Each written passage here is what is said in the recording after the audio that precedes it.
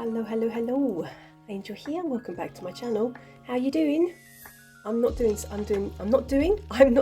good. I've got the cold again. I've got the lurgy. Oh, nincompoopery. So if I'm sniffing and coughing, I apologise. Welcome back if you've been here before. If you're new, welcome to my channel. It's lovely to have you here. Either way, welcome, welcome, welcome. It's time for March favourites, things that have been feeding my soul, filling my cup for the month of March. Let's get into this. So let's jump in with the most important or the most fun, possibly, and that is decks. The decks I've been using in the month of March. So we're starting off with this beauty. This is the Wanderer's Tarot. I love this deck. Silver gilding. It's taken a bit of a battering this month, but that's fine. I'm all good with that. This is a mass market version, and it's a deck that I shouldn't have purchased because it's brand new, and that is not part of my low buy year conditions for decks that come into my collection. But hey ho, what's a deck or two between friends? I won't tell if you won't. So I've been loving this deck. I've been using it as a daily draw, which I never do. I wouldn't say I'm a daily draw kind of person anymore. I did that kind of thing at the beginning of my practice to help me learn tarot, but I don't tend to do that anymore. I tend to have more of a dialogue with my decks. This was a stalker card, I've just got to say. Total stalker card for the month. It came up in several decks. Yeah, and I've just been really enjoying it, and I've got to say that I need some time to sit with the messages. What I've been doing is I've been drawing a daily draw in the morning, letting the cards sit on my altar, and then when I come home in the evening, or once I've done my day, I come back and I look back at the card and review it and think about what it meant for me. And when I do that, it's been totally spot on. It's really resonated for me with how my day has been. So yeah, I found that really interesting. I've got to say this has also taken or found its niche in my practice through becoming a deck that I use to decide what I'm going to do in my practice. I didn't explain that very well. I can feel that now. If you've seen my video, Practice Intentions Overwhelm, you will know what I'm talking about. I will link that video in the description box. You're very welcome to go over and take a looky. There was one day I was on holiday for 2 days. I'd taken some time off work, and I really wanted to just be within my practice for those 2 days. And I came into my sacred space. I've got a room which I'm very lucky to have. And I came in and I had several things on my desk, and I was like, oh, I really want to do that. But wait, I really want to do that as well. And I also want to do that and that and that. And I was just like, I didn't know what to start with and what to do to make the most of my time off. And I thought, what I'm going to do is I'm going to pull forward a tarot deck and ask the tarot deck what I should do in my practice at this moment.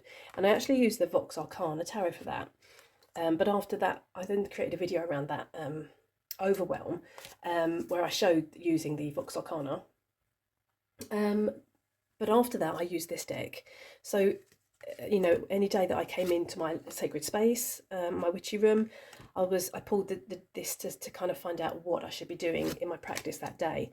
And for instance, I'm going to speak about some art witchery that I did a little bit later in the video, and I'm going to come back to this deck and show you a card that appeared, and I just started asking it questions about projects that I was working on and things like that as well, and it was really helpful. So I'm going to come back to this in a wee while. This is a deck I'm going to continue working with for daily draws in April. Spoiler alert. Yeah, oh, these two, oh my goodness me. This is BoDleasons Tarot. If you've seen my recent videos, you'll know I was umming and ahhing. I was like, oh, should I get rid of this deck? Oh, I don't know, don't the borders. Oh, moan, whinge. Oh, I love this deck. And as you'll notice, the borders are still here because I'm very fickle and I maybe made a hasty judgment about the borders. So they are at the moment still here. I'm going to say this is a bit of a difficult one to shuffle because of the borders. Because they're quite big cards, I can't get my hands around them. So it may well be that the borders disappear. I don't know. Never say never. But at the minute, they're going to be staying. I love these cards. They were really intuitive. And I love the guidebook. I'm going to grab the guidebook in just a wee second. So I used this deck for the Instagram challenge I wanted to do, the Lion Hearts Instagram challenge. And that was fantastic. Loved it. I don't know where my brain was when I was thinking about, you know, rehoming this deck. I just cannot believe I had even had that thought process. Goodness me. I mean, you know, where's my brain at times? I do wonder. With this deck, I'm going to do this. I used, surprisingly, this one, the Poesis Oracle. This was another deck that came into my collection. Sorry, the Wanderer's Tarot came into my collection in February. This one came in March. And I made the rookie mistake of looking on Amazon France. Why am I doing that when I'm on a low buy year? That's an excellent question. Answers on a postcard. And I kind of stumbled upon this, and it was mass market French, in a French edition. And I've been really interested in this deck, but I didn't want to, obviously I'm on a low buy year and I shouldn't be buying decks, and I certainly didn't want to buy an indie deck. And then when I saw it on Amazon France, mass market, I was like, oh yeah, let's do this.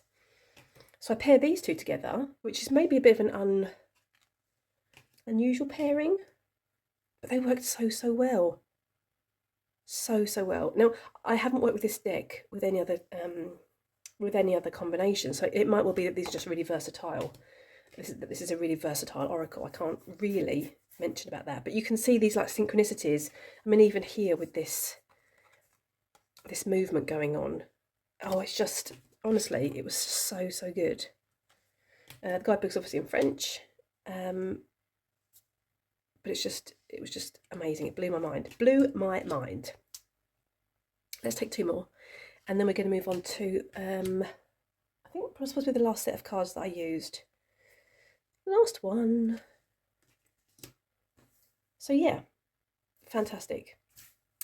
Most enjoyed them. The last set of decks that I used this month. Let's have a looky.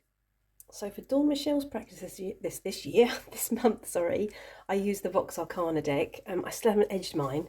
I've been so busy this month, I just didn't get around to it. Let's put these up the right way.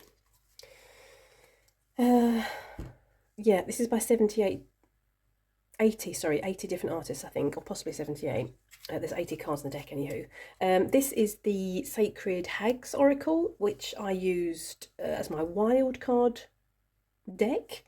And this is the Kim Crance's Archetypes deck. Now, I didn't use these like together like this. I kind of, yeah, I obviously used the tarot the most and then pulled one card of each of these. I'm even going to show these quickly. Although I'm not going to get them out of the boxes because you've seen these before. These are the decks that I'm using all year round for Dawn Michelle's Fellowship of the Weaver practice. So I also use these two in combination with the Vox Arcana. Now, I've been really loving the Vox Arcana, I've got to say. I don't know, it's just a really straight reader for me. It's just so good. And as mentioned, I only pull one of these cards, almost like as a focus for the reading or a final message. Yeah, I find that there's a lot of information in Kim Crance's guidebook, which is the reason I only pull one card. And then the messages in the Sacred Hags Oracle are so potent that I feel that you only need one card, I feel. But like this combination deck together has been like blowing my mind, and this card kind of stalked me a little bit as well during my Fellowship of the Weavers month this month. So yeah, look at this, the stone, pagan poetry, and the Hierophant. I mean, come on, I can't make this up. I mean, look at this going on as well. I mean, I hope you see what I'm seeing. Do you see what I'm seeing? Let me know in the comment section. What animal is this? Let me know. It's on the tip of my tongue, and I'm sure if I looked in the guidebook, it would tell me. Oh, I know it, but I can't remember it. You know when that word's on the tip of your tongue and you just can't remember? It's all very bizarre. Anywho, I had an amazing time with the Fellowship of the Weavers practice. I'm not sponsored. I know I kind of harp on about the Fellowship of the Weavers practice, but I love it. It's a loved practice. That's all I can say. I look forward to it every single month. Let's take a couple more cards. So yeah. Other decks that I used this month, I used my Animal Ally decks. That's the Shamanic Medicine Oracle and even the Raven's Prophecy Tarot. I'm not going to show those because I show those very, very often. Darkwood Tarot, obviously. Tarot of Oneness, my inner child, obviously. And I even have been pulling forward much, much more recently my Intuitive Night Goddess Tarot, which connects me to my higher self. So those three I use in kind of combination with each other. Pull a card from each of those to find out how each of those facets are. If they've got any messages for me. Does that make sense? I hope so. You know, I'm sure if you're watching this video, you're kind of used to watching these kind of, I'm going to use the word woo-woo videos. And some things I do say, I do feel at times are very, very woo-woo. Very woo-woo-woo. But that's just the way I roll. I can't help it. Hashtag sorry, not sorry. We take two more. Let's do it. Let's take two more. Yeah, so what can I say? I've been loving these three. And this is, this always sits in my tarot card. This is going to continue on to next month. I just think it's so, the guidebook is so juicy or meaty, or oh, it's just full of so much nourishing information. That's what I'm going to say about that. So yes, those were the decks. I don't believe I used any other decks. No, I don't think so. I think I kind of kept it to what I said I was going to use. These were my plan to. I planned to use these decks at the beginning of the month, and I did use them, so I'm very happy. The only deck that's rolling around, I believe, is the Wanderer's Tarot. Oh, and this one, obviously, because this one sits in my tarot card all the time. Otherwise, I think I'm going to be, what's the word, swapping out my decks for April, but keep an eye out for that video that's coming very soon, April's Decks and Intentions. Let's move along. We're going to be moving along to,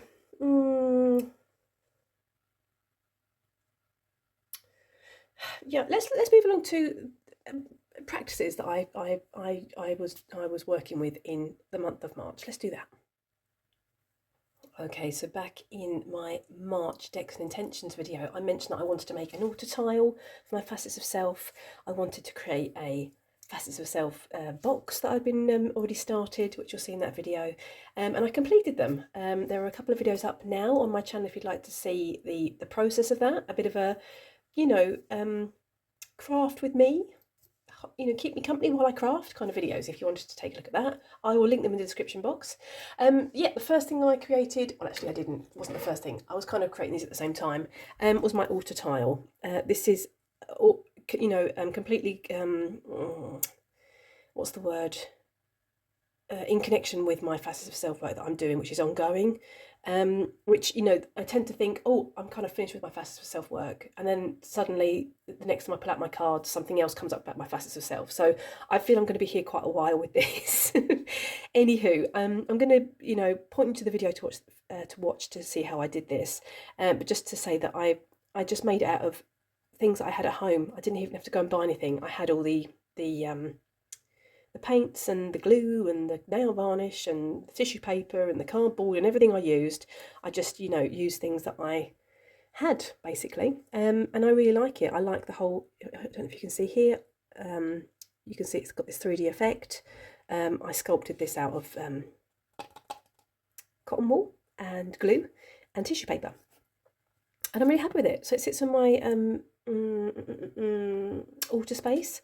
I'm not going to show the back because I did some I did a working on the back to kind of imbue it with that Facets of Self energy. I also did some my mind's got a blank. I'm going to put the word on the screen. I did some of that on the back as well, which related to the Facets of Self work. Oh my goodness me, I can't think of the word, but you can see it on the screen now, hopefully, if Editing Angel has remembered. I'm going to blame it on my cold that I'm forgetting my words, but you know that that's not the truth. I usually forget my words. Oopsie.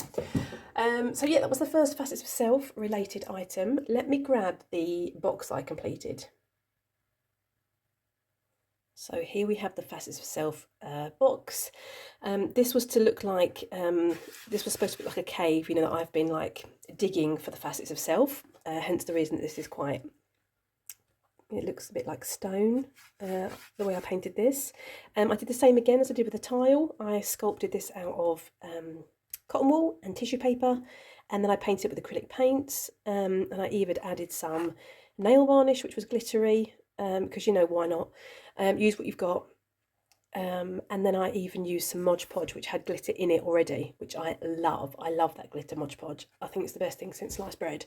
And then on the front, which you might have already seen if you've seen that video of mine, I did like, it's supposed to look like the facets of self are coming through, or that I've, kind of dug through and found some more facets of self. And I even did the same here. So I really, really like it. I haven't started using it yet, but my plan is to use it for, obviously, my facets of self work. And I think I mentioned in that other video, the Craft Along With Me video, that how can I word this without it sounding crazy? I can't. I'm just going to say it as it is. I'm going to be writing letters to myself and creating some workings around that in this box and using these drawers for those workings. I know it all sounds very bizarre, but if you're watching these videos, you might be used to all this woo-woo stuff. So, and you might even be doing some woo-woo stuff in your own practice that at the time doesn't particularly make sense, but afterwards, the result, you see the result and you think, oh, yes, it totally works. So as long as it works, it's not hurting anybody, what does it matter? Anyway, so I was really pleased with the way this came out. This is going to sit on my self-love altar, my facets of self altar, which is like a combined altar. It's even combined with my inner child altar, actually. And yeah, I'm really looking forward to getting started with this, I've got to say. The third thing I made for my facets of self work, that was completely like off the cuff. Let's show you that. Okay, so this was totally unplanned. I just got a bee in my bonnet on one of the evenings of the days that I was taking this holiday at work. And I was sitting here on the floor late in the evening and I suddenly got this bee in my bonnet that I needed to create a journal for this work that I'm going to be continuing with my shadow self and my facets of self. And if you've watched my channel recently, you'll know that I've been speaking about this wolf energy that's been coming through, not as an animal ally, but working with the wolves within me. Yeah. Again, we're going very woo-woo, but what can I say? Anyway, so I pulled forward 2 journals that I had purchased a long, long time ago at the charity shop. So the first choice was this one, and the sailboat really spoke to me, and even the water, because that speaks to me of my inner child. It's like a sign from my inner child when I see one of these boats, or a dolphin, for instance. And then I pulled forward this one, which I'm going to put a picture in now, a picture of the wolf on it. And I was like, oh, hold on, hold the phone, stop the press. That's it. That's the journal I'm supposed to be using. Anyway, so I decided to, basically just, alter it and change it up. And I was kind of deciding about the whole facets of self thing. And I mentioned before that with the Wanderer's Tarot I've been using to kind of help me make decisions about what I'm supposed to be working with in my practice on certain days when I've got the squirrel brain and I want to do all the stuff and I don't have the time to do all the stuff and I need to make a choice. And I asked the tarot deck if I should add these facets of self to this journal. And this one came out, which, reading intuitively totally spoke to me of these facets of self. When you see the journal in a second, you'll understand what I'm talking about. And actually, let's just show you now. And so I added the facets of self onto this journal as well, which totally spoke to me of this. So it was like, yeah, no brainer, let's do this. Feathers are actually wands in the Wanderer's tarot. So it's the 9 of Wands. But it just spoke to me, the facets of self. So I did it. So yeah, I added the wolf on.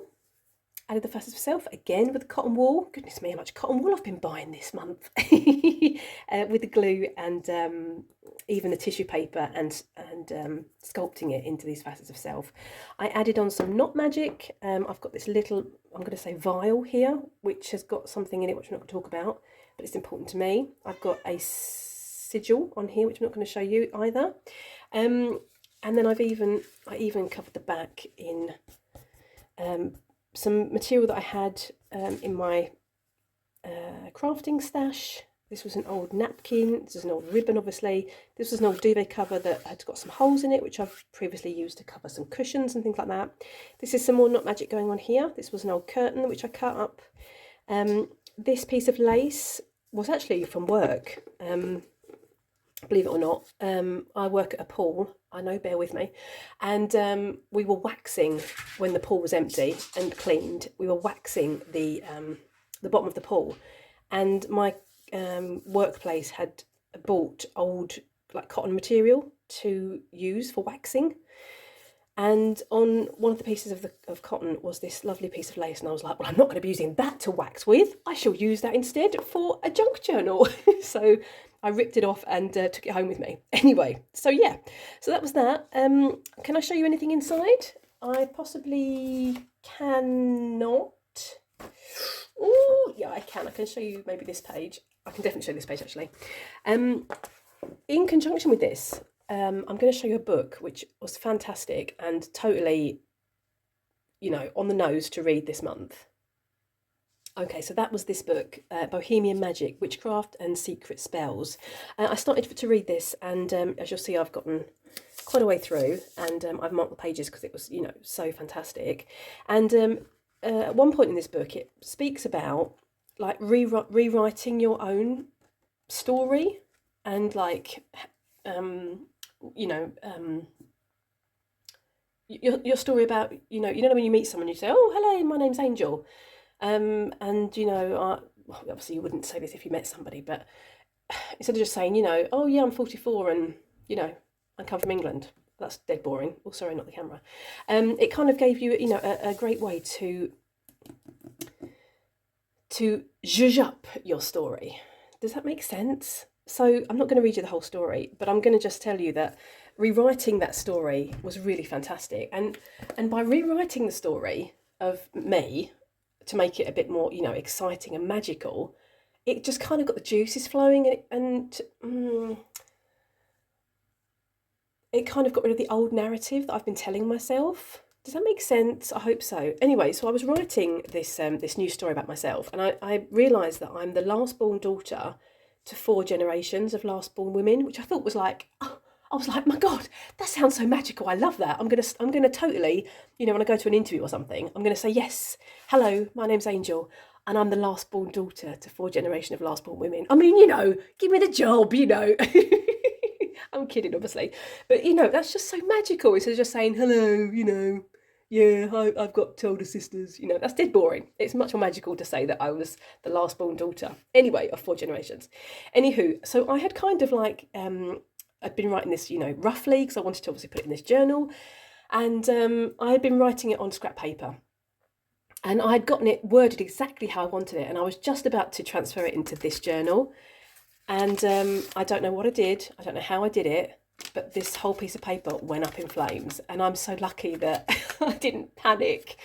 And I didn't have my cauldron beside me, it's on another desk, and I didn't even think to throw it into that, so I wanted to save it. So I carried this, a light, to the bathroom to try and put it out. It was just totally not good. So fire safety, party people, fire safety. Think about that. I'm definitely going to think about that in the future. And I've got, I'm planning to, what's the word? Order a little fire extinguisher. I know it's not particularly magical, but it's practical, and that we like practical things in this place. Anyway, so I've kept it in my journal because I kind of got the feeling that the universe was saying, you don't need to, you need to send that up to the universe now. Or possibly the universe was saying, that's a big pile of dirt, rewrite it. I'm not sure. I took it as the former. I took it that the universe wanted me to release it straight away. Hence the reason that it went up in flames. So anyway, so I rewrote this whole story, and it was very, very magical. And that was thanks to this book here. And there was some other things in this book, which I'm also going to continue with in April, in this journal. What else did I do in this journal that I can show you? I did some more facets of self. I just did some, whoopsie, don't want to catch the book I like, because that would be silly. I just, drew and cut out some and painted some more facets of self.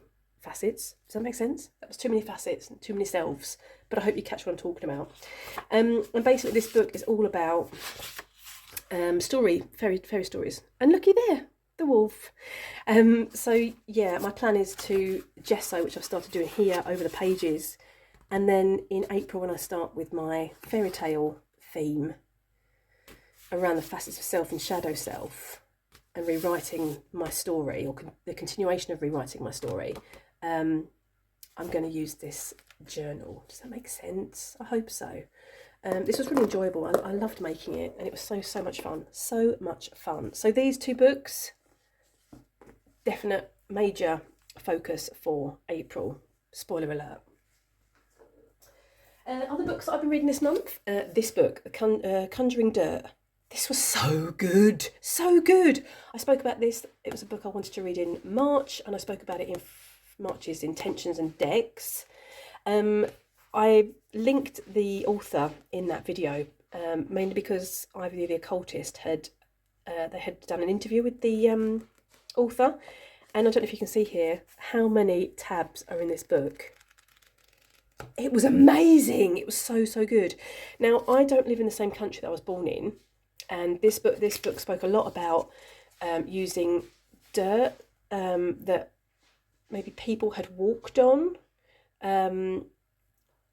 You know, dirt from around where you live now, and even about like dirt from where your ancestors are buried. Now, I really wish that I had read this when I was back in England, so that I could have done that.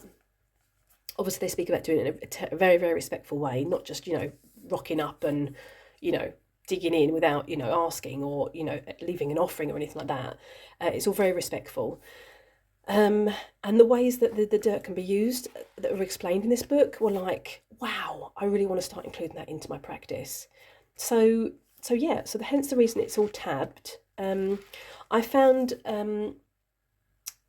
I've been doing a lot of work with like the liminal space this month and last month, actually even from January, I'm going to say, and it kind of spoke a lot about that, the liminal spaces, like the crossroads. And the different types of crossroads, and the different ways that crossroad dirt can be used and things like that. It was just so interesting. It says here, look, magic of footprints, crossroads and graveyards. So the graveyard section wasn't as interesting to me because I don't live in the country. I live in a different country to my ancestors. I don't think any of my ancestors come from here. But the crossroads and footprints was like totally interesting. And it was not a particularly, a large book. So it was enough, but I got through this in a couple of days because it was just so interesting, and the way the author wrote it. They were like really, it was like speaking to, not a friend, but like an aunt or something. I don't know, it was just like a really familiar, they had a really familiar method of writing. I can't explain it, I'm sorry, I apologise. But it was a fantastic book, I could totally recommend it. So other books I've been dipping into this month. This one, Ancestral Magic. This was a book that I got for birthday or Christmas. Can't remember.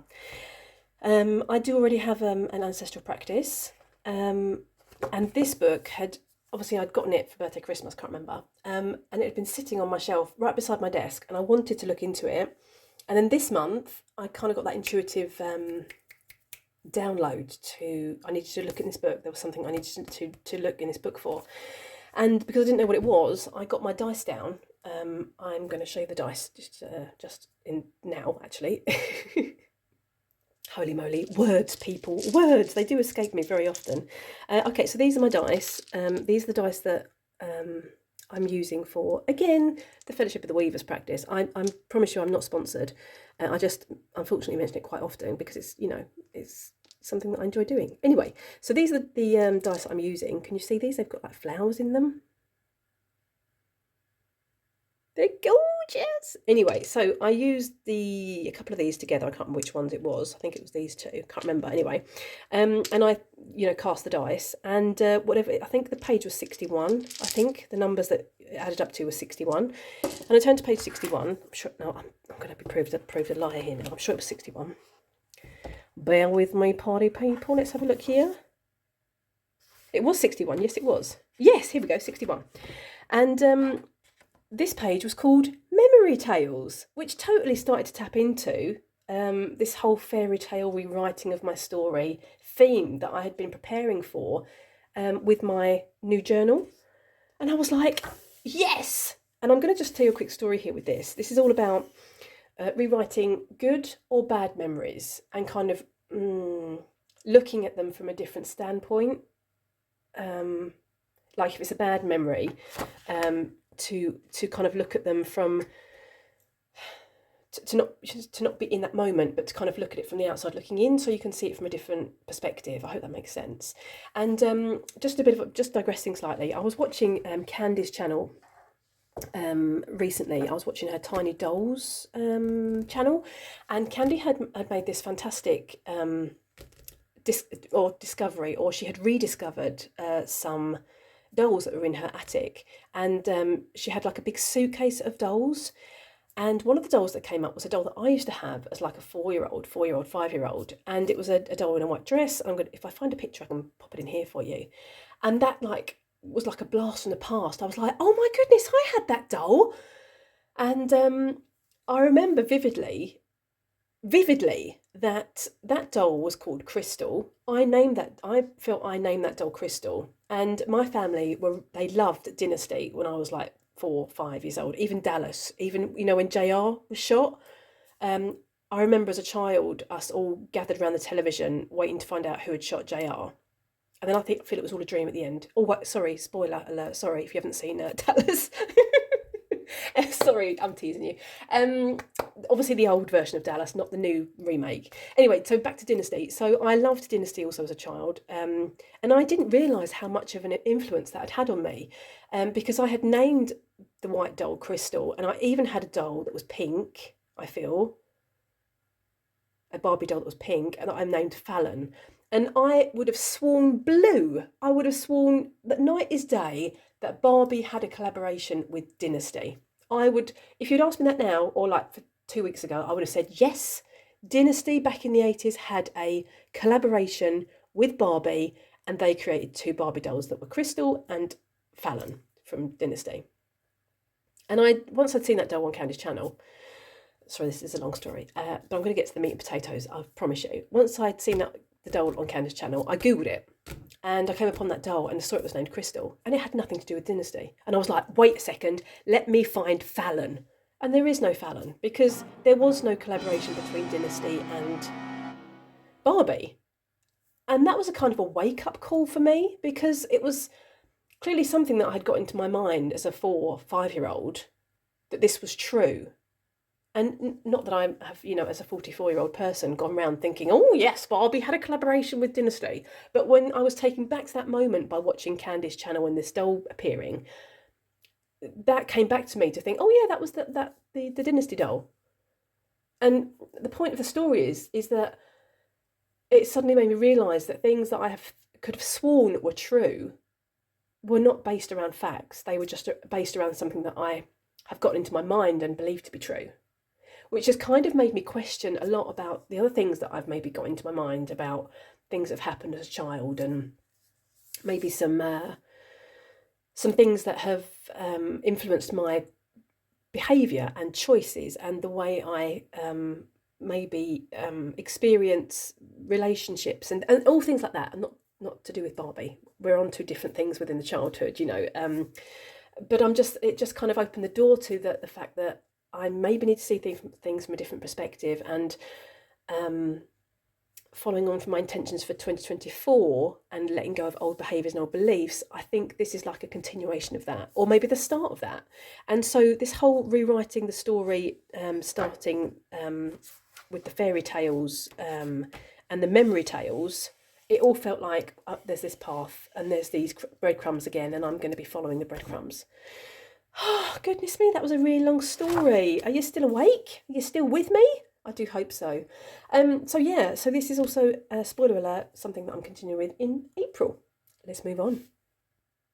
So what do we think? Should we move on to some secondhand finds?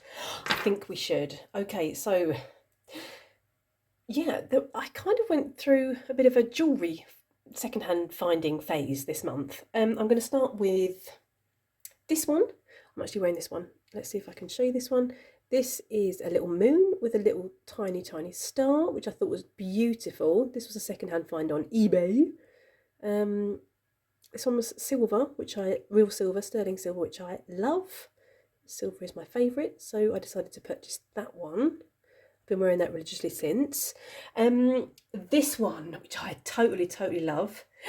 It's a poison ring. Oh Oh my goodness, but not that I'm planning on poisoning anybody. Don't get excited. It's also sterling silver, and this one opens here. I don't know what the stone is, but I'm actually thinking of putting some. I'm actually thinking of working with my facets of self, and putting actually a sigil in here, and something else which I'm not going to mention. But that's my plan, and to carry it around with me. You know, to obviously be wearing it. Excuse me. Is my plan instead of a poison ring. But I love it. I saw it and I was like, oh, a poison ring. That totally reminds me of like Snow White, the witch in, or the queen in Snow White and the Seven Dwarfs. Did she have a poison ring? I don't know. Maybe I'm what's the word? Mixing up my fairy tales. I need to do some more studying, and I'll do that next month with my fairy tale theme. Anyway, so that was that one. This one I also purchased. This was also a second-hand find. It's a wolf, which I thought was totally... I actually was looking for an actual little wolf, and I stumbled upon this on my search on eBay. And this was also sterling silver. I think it was like £3 or £4, because the seller was like, I don't know if it's real sterling silver, so I'm putting it out for a cheaper price. And when I got it home, it had the stamp in it, sterling silver stamp. I love it. I really love it. So this kind of it helps me to remember about my inner wolf, which I'm trying to make peace with my shadow self and my inner wolf. More about that in a different video, not in this one. This was another second-hand find. This is rose quartz. No, not rose quartz. I'm lying to you. It's smoky quartz, obviously, and citrine. And this was made by the seller. Handmade by the seller. They were selling on eBay. They had like a little mini shop on eBay, and this I had previously. This was a second-hand chain. Well, it's not real gold. It's just, you know, I don't know what it is. It's just pretend. And this sat on that chain, which is a mirror, which sits now on my altar. So yeah, so I thought I'd reuse the chain for this, and I love it. I really like it. I love the energy of it. And this actually was what I was wearing when I was on a total roll with my Facets of Self art witchery projects. I was like, you know, totally focused on it, and you know, it really, really helped me actually. So I think I might be using this more when I'm doing my creative projects, because it really gave me a boost. I loved it. Other things that I've been purchasing, or other things I've purchased secondhand, that would be this beauty. I don't want to set this on fire. This is a new little altar cloth, I thought, or a little desk mat for the spring, which I thought was beautiful. I love this. It's like this embroidery. I do believe this is machine embroidered. Maybe not. I don't know. I don't know my embroidery. But this is beautiful. This was £1 or £2. And even this one. Let's do this. Like this. It's a square. I'm not going to set it on fire because that would be nincompoopery. But this is, I'm sure this is handmade. This is hand done. Hand embroidered. Honestly, my English is terrible today. And this is like linen, and then you've got this like lacy malarkey going on. I just thought it was really beautiful. And so I think I'm going to be using this for, you know, the coming months. So you'll probably see this, you know, appearing in a video anytime soon. That's it, I think. That's all my secondhand finds for this month. If you want to know the decks that I brought into my collection this month, go and take a look at my Low Buy wrap up for March. I will link that in the description. Yeah, otherwise I think we're kind of done and dusted. What decks did you use this month? What practices have you been working with? Let me know in the comment section. I would love to know. Apologies for the rambly video. Apologies for the snuffling, the sniffing, the coughing. If Editing Angel has got her finger out, she will hopefully have edited out all of that malarkey. But if you have heard it, apologies. Thanks for spending some time with me. Have a lovely morning, afternoon or evening, wherever you are in the world. Take care and hope to see you next time. Toodaloo!